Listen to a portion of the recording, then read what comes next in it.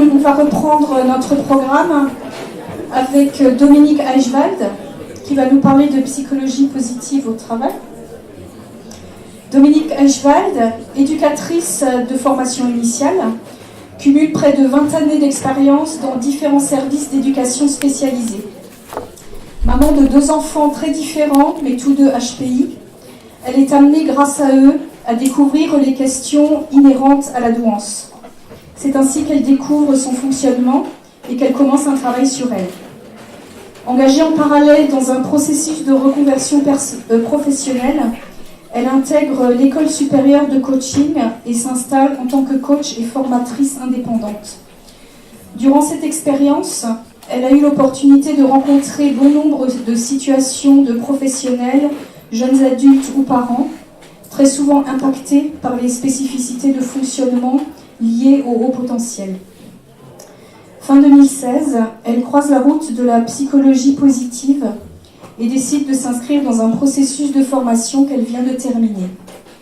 Cette formation agit comme un révélateur puisqu'elle y trouve une approche innovante et particulièrement adaptée au haut potentiel intellectuel. Depuis le mois de septembre, elle a rejoint une entreprise et intervient aujourd'hui dans la formation et l'accompagnement d'équipes du secteur social et médico-social.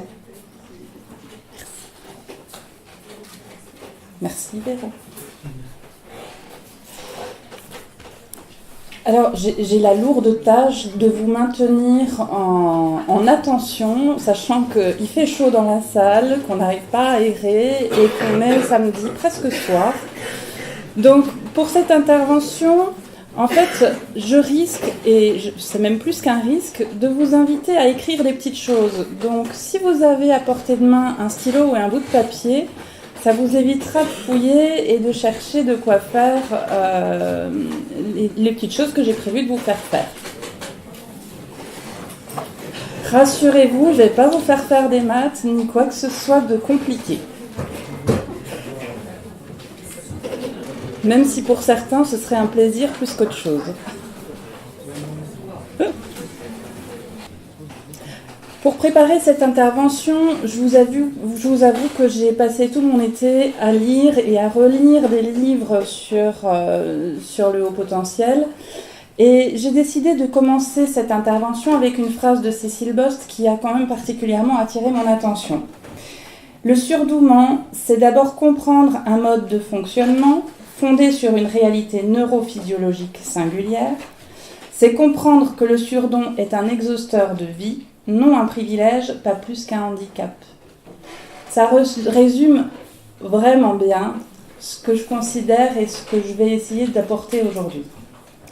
Alors si c'est un exhausteur de vie, c'est comme en cuisine, je ne sais pas s'il y a des cuisiniers autour de nous, c'est comme en cuisine, si on va révéler l'amertume de l'endive, le plat risque de ne pas être terrible, alors que si on va révéler la douceur de la béchamel, par exemple, pour l'endive au jambon et rester sur cette recette-là, on a beaucoup plus de sensations agréables en dégustant le plat. Et bien pour la vie et pour cette notion d'exhauster le goût, je ne suis pas sûre de mon français là pour le coup, et bien il y a vraiment un enjeu.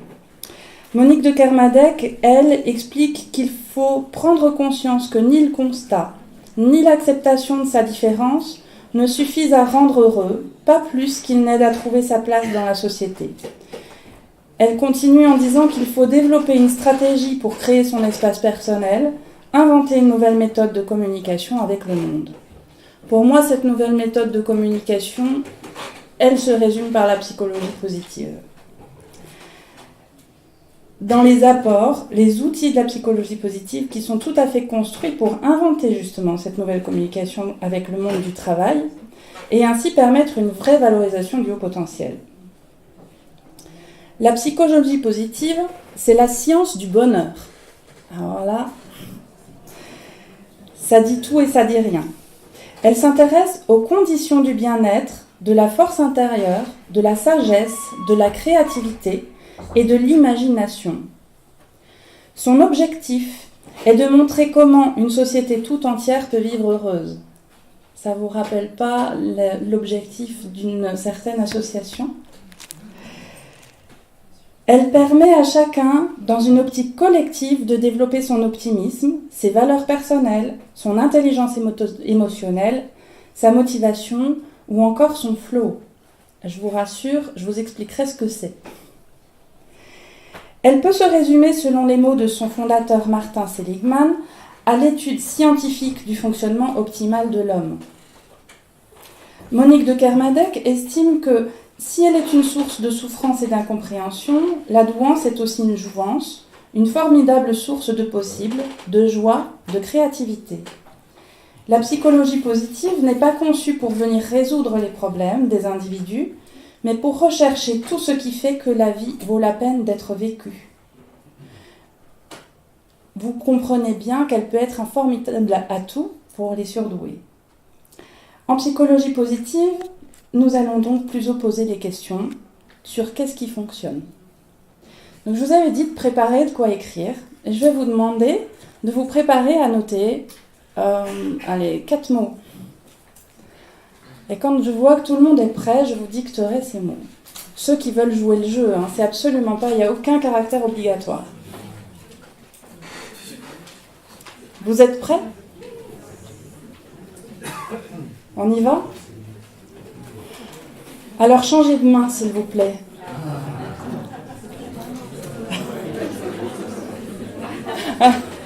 Ah oui, avec l'ordinateur, c'est tourner le clavier. Mettez-vous en QWERTY ici, ça va aussi donner des sensations particulières. Bon, vous avez changé de main. Vous allez écrire « Mensa, c'est génial ». Oh, ouais, allez, j'ai dit Mensa, c'est génial. J'avais prévu l'intelligence D, c'est génial, mais allez, Mensa, c'est génial. Avec votre mauvaise main. Enfin, la main où vous êtes...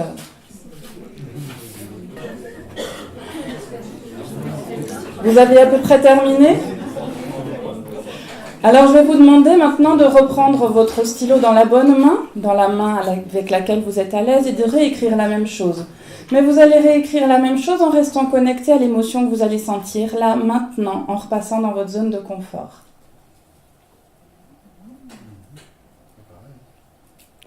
C'est pas pareil. Il y a d'autres émotions qui vont s'inviter. En psychologie positive, c'est cette émotion-là qu'on va venir chercher. On va rester dans notre zone de confort et on va s'attacher à y rester et à trouver tous les outils possibles pour la renforcer, cette zone de confort. Alors, il y en a quelques-unes des émotions que vous avez pu ressentir. Vous pourriez vous y retrouver dans quelques-uns. Et puis, vous avez changé d'émotion entre le moment où je vous ai fait changer de main, le moment où vous avez écrit avec difficulté, le moment où vous avez repris votre main directrice. D'accord ? Les émotions, elles changent tout le temps. Elles sont un élément clé dans notre développement et dans la façon dont on interagit avec le monde. Barbara Fredrickson a démontré que les expériences positives contribuent à notre équilibre et à notre développement personnel. Elles ont un effet à long terme, les émotions positives. Le plaisir ludique, la joie, la satisfaction, les amitiés, l'amour et l'affection aident tous à augmenter la résilience et à surmonter les difficultés. De plus, les neurosciences ont mis en évidence que les 4 émotions basiques sont toutes des émotions positives indispensables à notre survie.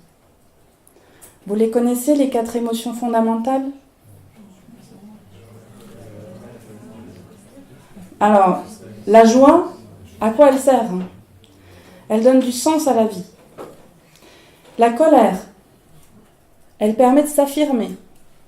La peur nous permet d'évaluer les risques et de nous protéger.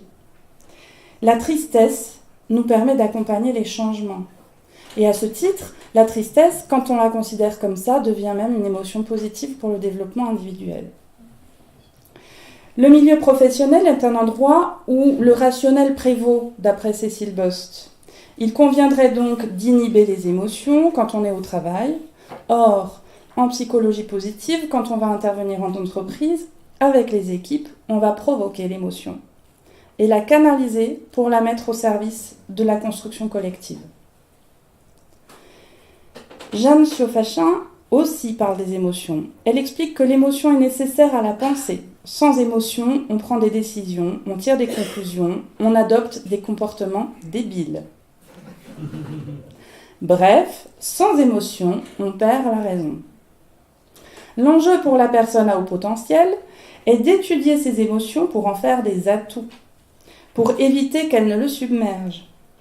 C'est de faire en sorte qu'elle établisse un rapport fructueux entre lui et le monde. En psychologie positive, je vous l'ai déjà dit, les émotions sont fondamentales et font partie des conditions pour se sentir investi dans le travail. Si on ne ressent pas d'émotions au travail, on ne peut pas être investi et heureux au travail. Il va donc convenir de réfléchir à la façon dont on va pouvoir, en entreprise, améliorer l'intelligence émotionnelle, puisque toutes les émotions ont quelque chose d'utile. Ça m'amène à vous parler de l'intelligence émotionnelle.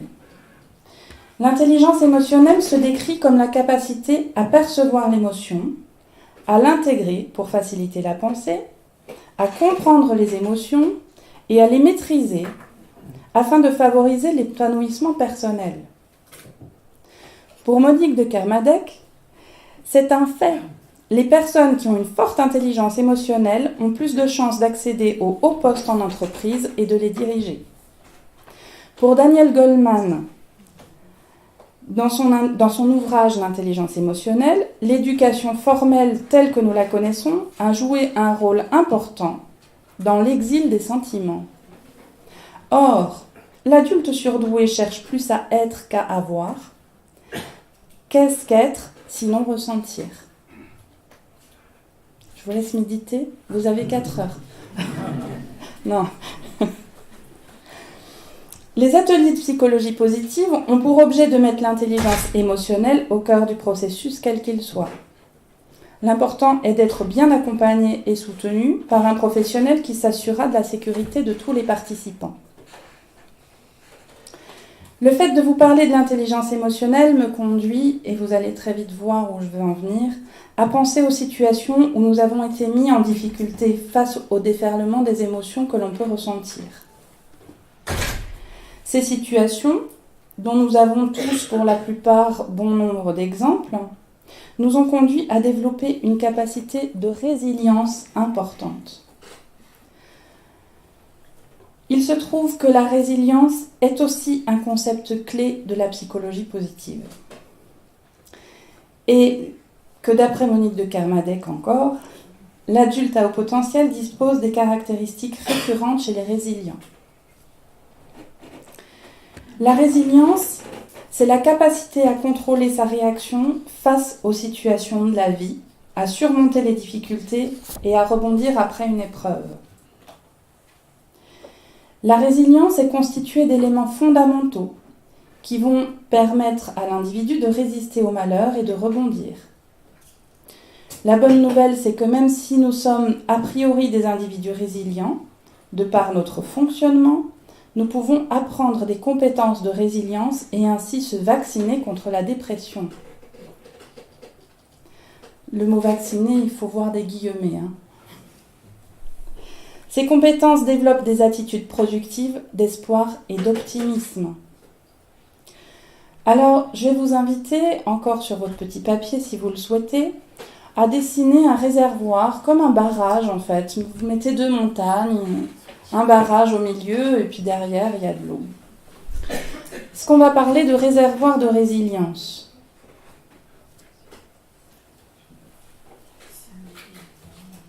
J'ai pas expliqué mon petit schéma, mais y a-t-il besoin d'explications sur la petite maison de la résilience ? Ah oui, de derrière, on voit pas bien. Vous voyez pas bien. Alors, dans les fondations, même dans la terre sur laquelle on va poser notre maison résilience, il y a les besoins élémentaires. À la cave de notre maison, il va y avoir le sentiment d'acceptation en tant que personne. Au-dessus, il y a les réseaux de contacts. Au-dessus, il y a les capacités à découvrir un sens, une cohérence. Et à l'étage, vraiment, les petites pièces qui vont constituer notre maison, c'est l'estime de soi, les aptitudes, les aptitudes comportementales et l'humour. Et tout en haut, c'est les autres expériences à découvrir. Ah, vous voyez mieux comme ça.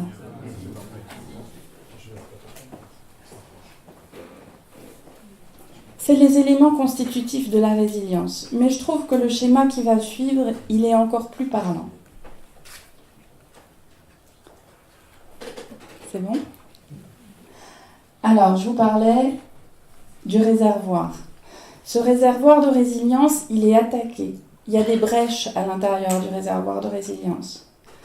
Qu'est-ce qui c'est pour ça que je vous l'ai fait dessiner, quels sont les éléments qui vont créer des brèches dans votre réservoir de résilience, à vous personnellement? Est-ce que c'est les problèmes personnels, les tracas du quotidien, la famille ou les relations? Est-ce que c'est la charge de travail?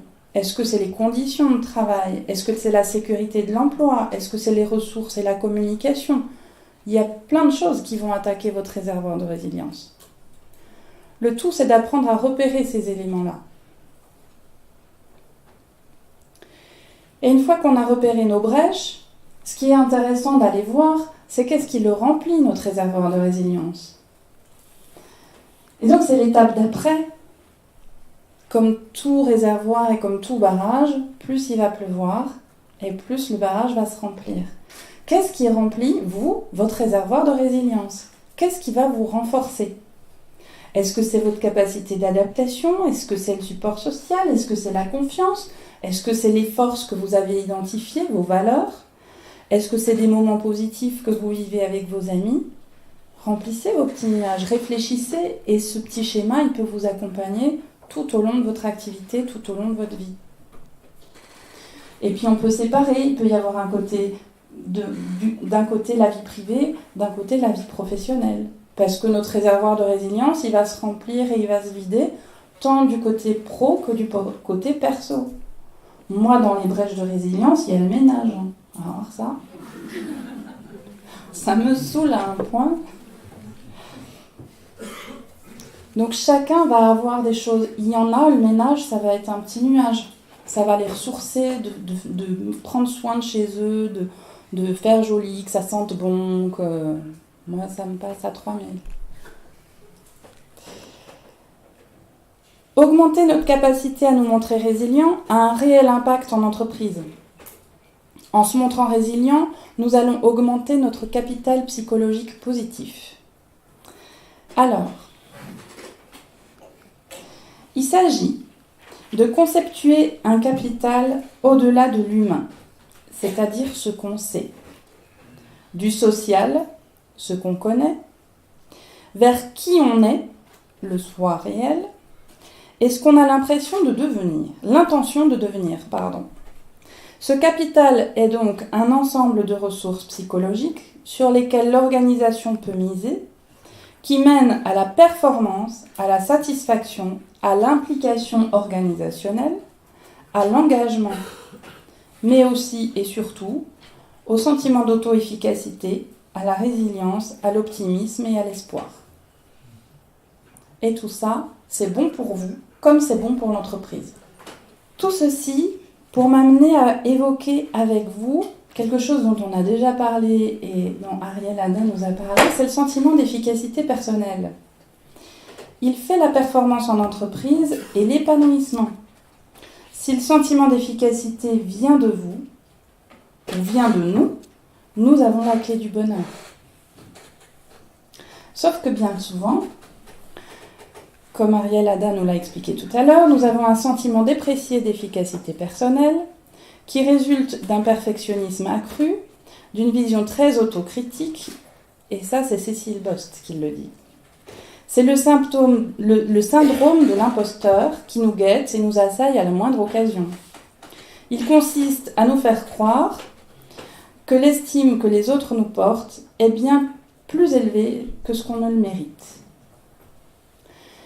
Comme le dit Monique Ducarmadec, quel que soit son degré d'intelligence ou de talent, et comme chez tout le monde, c'est le sentiment personnel de sa valeur propre qui, in fine, soutient ou sabote le sentiment de réussite de l'adulte surdoué. Plus notre sentiment d'efficacité personnelle sera fort, plus nous aurons construit un capital d'expérience réussi. De fait, nous deviendrons optimistes. Et ça, l'entreprise en a besoin. Pas que, mais quand même. Tout ceci est bien beau toutefois. comment la psychologie positive peut-elle apporter des pistes de solutions en entreprise pour permettre l'intégration des personnes à haut potentiel. Alors on dispose de bon nombre d'outils et j'ai décidé de vous en proposer quelques-uns. J'ai été ravie d'apprendre à l'écoute de Madame Tovar que les forces entrent dans les grands groupes tels que Airbus. Puisqu'en psychologie positive, un des concepts clés, c'est le travail et le coaching des forces. Et on va même plus loin puisqu'on va faire des recrutements et on va proposer du recrutement sur les forces. Alors, parce que nos forces, ce sont des choses que l'on aime faire... Alors, attendez-moi. Oui, c'est ça. Je suis allée trop vite. Les forces, ce sont les choses que l'on aime faire, qui nous donnent de l'énergie et qui nous permettent d'atteindre le flow. Je vous ai promis que j'en reparle après. Quand nous parlons des forces, nous parlons en réalité d'authenticité, c'est-à-dire l'aspect naturel des forces. De la performance, être bon, ça ne suffit pas. On va au-delà d'être bon quand on travaille et qu'on actionne nos forces. Et surtout, on va parler d'énergie, l'énergie que ça nous procure quand on le fait. C'est-à-dire que quand on va faire quelque chose qui a une force, on va en ressortir avec un surplus d'énergie. Les forces renvoient à l'être, c'est préexistant, c'est une aptitude naturelle qui est investie. Alors en France, j'ai ce petit schéma. Alors, il y a deux axes, vous le voyez ou pas ? Il y a la confiance en soi, le sentiment d'efficacité personnelle et l'estime de soi, est-ce que j'ai de la valeur ? Et les forces, en fait, elles vont être positionnées. Il y a, que je ne me trompe pas de bouton, c'est celui-là. La situation idéale, c'est nos forces. Là, il y a les forces non exploitées. Donc, en fait, je ne les utilise pas, mais elles sont bien existantes. Il y a ce que je n'utilise pas et qui n'est pas existant, c'est les faiblesses. Et il y a ce que j'utilise souvent, mais qui me draine de l'énergie. En fait, il y aurait plus là, énergie et utilisation. Je me rends compte que je n'ai pas mis le bon schéma. Je sais faire, c'est les compétences. En France, depuis tout petit, quand on fait depuis l'école, quand on faisait une dictée, on nous pointait nos faiblesses.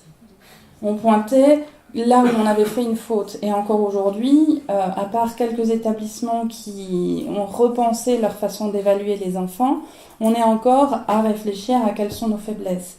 Et même nous, praticiens en psychologie positive, quand on nous a mis les outils sur les forces, on s'est dit, ok, laquelle qui te manque, là, tu voudrais développer ? Ah non, c'est pas ça. Les faiblesses, on s'en fout. On va les laisser de côté, c'est pas grave. On a tous le droit d'avoir des faiblesses et des zones qui ne nous intéressent pas. Les compétences, c'est des choses qu'on sait faire, mais qui vont drainer notre énergie.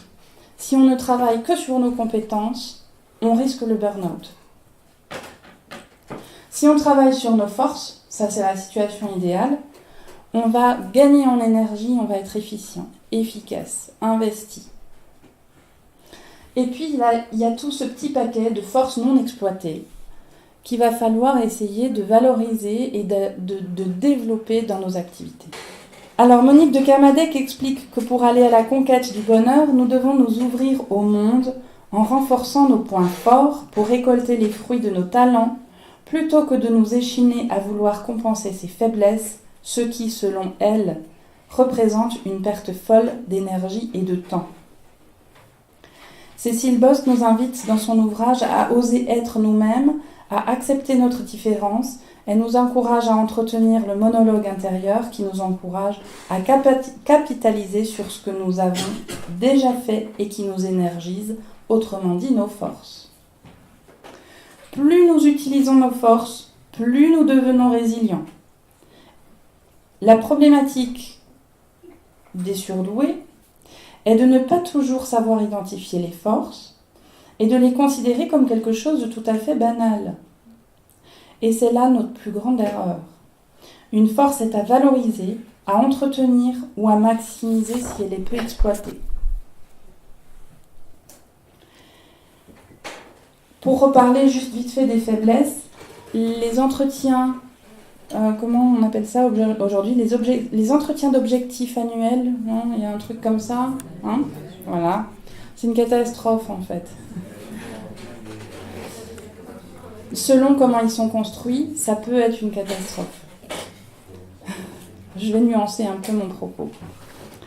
Alors je vais vous redemander de prendre le petit bout de papier que vous aviez et je vais vous demander de dessiner votre main. Votre main. Vous posez votre main, vous faites le contour de la main, ou alors si le papier il est trop petit, vous dessinez une main. C'est absolument pas obligatoire, encore une fois, c'est pour ceux qui ont envie. Et en fait, sur cette main, je vais vous inviter à réfléchir juste pour vous-même à quelles sont les 5 forces fondamentales qui pourraient vous caractériser. Quelles sont les 5 forces fondamentales qui vous permettent d'aller après-demain dans votre travail et de vous sentir investi et bien au travail. Je vous rappelle les caractéristiques des forces. Les caractéristiques des forces, c'est quelque chose de préexistant, qui nous donne de l'énergie, qui est authentique et où on est très performant sans effort. Et pour une fois, je vous invite à être bienveillant avec vous-même.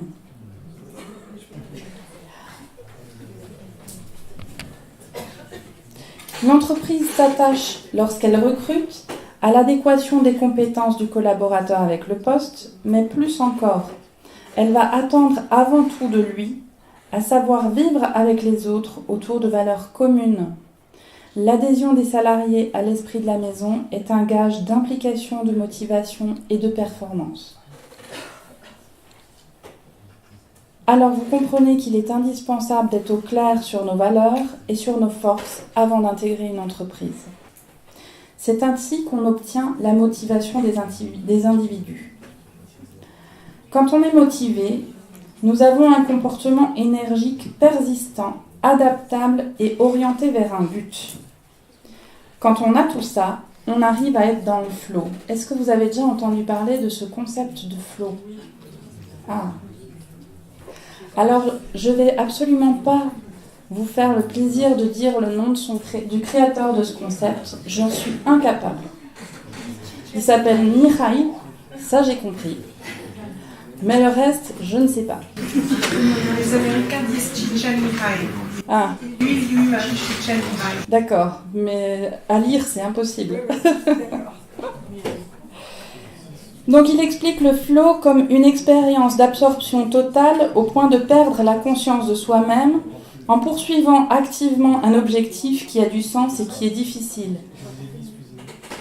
Alors pour vous faire rire un petit peu, j'ai lu mon propos à des amis avant de venir. J'ai quelqu'un de ma connaissance qui me dit « Oui, en gros, c'est l'orgasme au travail ». Je trouve que ça résume assez bien le concept. Quand on est dans le flow, on est tellement investi dans ce qu'on fait qu'on ne fait plus qu'un avec cette activité. On n'observe plus, on fait.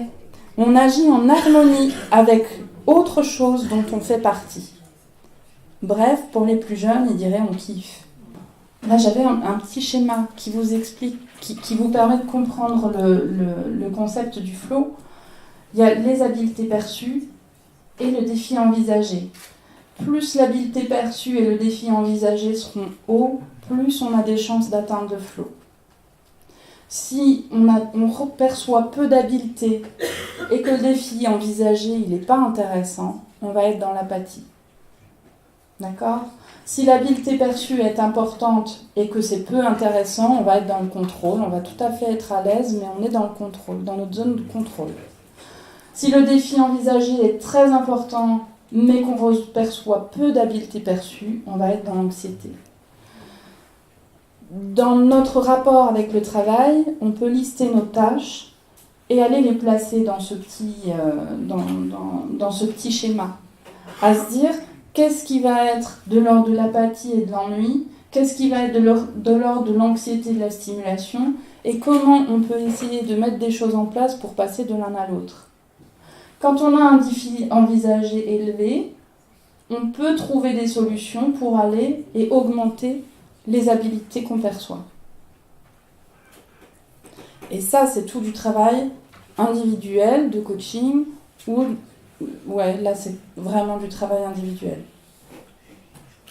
Avec ou sans coach, hein. On peut le faire soi-même aussi, ça. Vous avez sans doute déjà eu l'occasion de vivre des expériences de flow au travail ou dans une activité annexe, dans une activité de loisir. Peut-être pas à l'école, quoique. Alors, savoir atteindre le flow, c'est trouver un enthousiasme, une énergie immense. Contrairement à ce qu'on pourrait penser, c'est un atout inouï qui peut changer complètement la vie et à consommer sans modération. Ce qui caractérise aussi le flow, c'est qu'on se rend compte qu'on y était quand on n'y est plus parce que ça nous manque. Vous comprendrez bien que atteindre le flow, il est nécessaire de comprendre nos motivations afin de faciliter la dynamique personnelle et l'affirmation sereine de nos besoins, d'après Cécile Bost. Ce matin, M. Charlier parlait aussi de la nécessité de se comprendre, mais aussi de comprendre les autres. Nous avons beaucoup à offrir à notre futur employeur, à commencer par une grande capacité d'engagement, mais nous avons aussi des besoins qui peuvent être, si l'entreprise se donne la peine d'accompagner l'intégration et la création d'une équipe, de véritables atouts. L'exigence de la qualité, le désir d'apprendre, le goût du travail bien fait, le goût du challenge, le faible besoin de formalisme, le besoin d'autonomie, le besoin de réactivité, de partage, le besoin de respect et de reconnaissance, le besoin de se sentir reconnu dans son mode de fonctionnement singulier. D'après Monique de Kermadec, pour un surdoué, l'embauche peut être une formalité, mais l'intégration au sein d'une équipe est une toute autre affaire. La psychologie positive, par son approche, ses outils, permet à mon sens de travailler cette intégration et d'atteindre l'épanouissement au travail. Je vais un peu accélérer parce que je suis très en retard. En proposant des interventions basées sur la créativité et en se servant entre autres... oui, pardon, j'ai oublié l'introduction du coup. Au travail, l'objectif de la psychologie positive est de renforcer le sentiment d'efficacité, mais aussi l'efficacité collective. On va proposer des interventions basées sur la créativité, et il y a un outil que moi j'ai appris à utiliser, que je trouve absolument fabuleux, c'est le Lego Serious Play. Donc je vais prendre 2 minutes pour vous parler du Lego Serious Play. Voilà. C'est ma vision de ma vie. Je ne vous ferai pas le détail de ma vie professionnelle. Alors,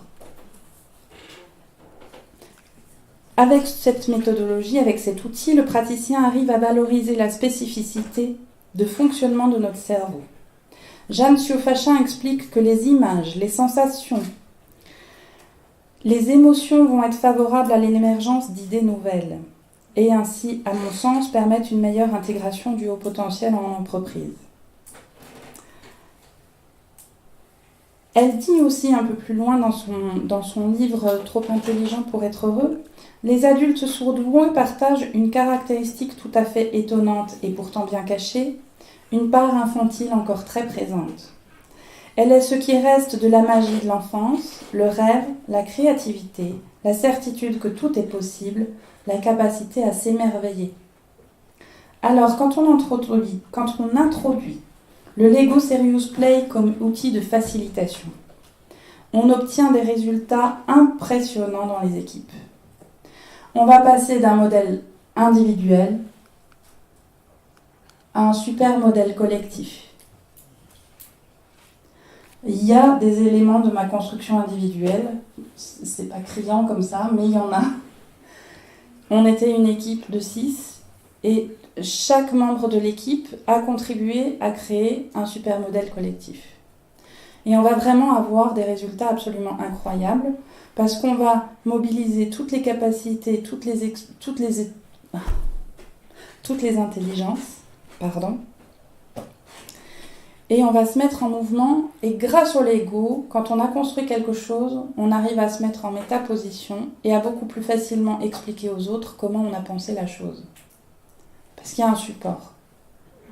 Et avoir un support qui représente notre pensée, c'est quand même pas mal. Le surdoué, quand on propose ça, il retrouve son âme d'enfant qui était prête à bondir et à se mobiliser à la moindre occasion. Il se transcende, il arrive à représenter de façon lisible la complexité de sa pensée, il arrive à s'intégrer dans une production collective. Et ça a quelque chose de magique, à mon sens. Dans la boîte à outils du praticien en psychologie positive, il y avait beaucoup d'autres outils dont j'aurais pu vous faire part. Des outils de facilitation collective tels que le forum ouvert ou le co-développement. J'ai déjà eu l'occasion d'en discuter avec l'une ou l'autre personne. Il y a aussi des outils d'accompagnement individuel, comme le job crafting ou le coaching des forces. Nous disposons également d'outils pour aider les individus à mesurer leur niveau de bonheur, à faire émerger des pistes d'action pour les consolider. Il y a des outils pour renforcer la résilience, mais surtout, la psychologie positive s'inscrit dans une évolution sociétale qui apporte un changement de paradigme sur la façon dont est perçu le travail, tel que le représente cette image. Pour ceux qui sont un peu loin, c'est 1956, 1996 et 2016. Donc, en 1956, c'était les ouvriers, c'était les gros bras, il fallait des gens qui savaient faire. En 1996, il fallait des grosses têtes et des personnes qui savaient bien penser. En 2016, on tend à arriver à l'entreprise du cœur et des personnes qui ont besoin de ressentir et d'être dans l'émotion. C'est une tendance. Je tiens à préciser. Alors pour conclure, parce que oui, j'arrive à la conclusion quand même avec beaucoup de retard, j'ai envie de partager avec vous cette phrase de Cécile Bost. Les entreprises recherchent des talents et des profils atypiques pour se développer. Dans le même temps, les surdoués se plaignent d'être malheureux au travail ou on cherche en vain la porte d'entrée. Que se passe-t-il ? Et si décrypter les malentendus permettait enfin de mettre en avant les atouts des surdoués en entreprise ? C'est bien cette tentative de décryptage que la psychologie positive apporte dans les entreprises aujourd'hui. Et je ne pouvais pas terminer cette intervention sans vous citer Ilona Boniwell, qui est docteur en psychologie positive et qui est maître d'un master à l'université de Cambridge, si je ne me trompe pas, qui a une chaire à l'université de Moscou aussi et qui a amené la psychologie positive en France. Elle dit que la clé de la réussite est d'être attentif à la nature de nos pensées et de les connaître avec acuité. Une fois qu'une pensée négative est détectée, nous pouvons consciemment débattre de cette pensée et essayer d'envisager d'autres possibilités. Essayons.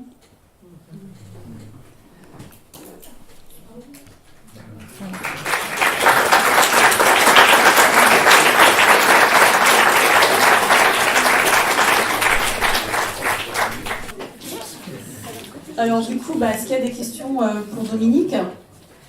Ou on est trop fatigué, un peu refus de toutes les informations de la journée ?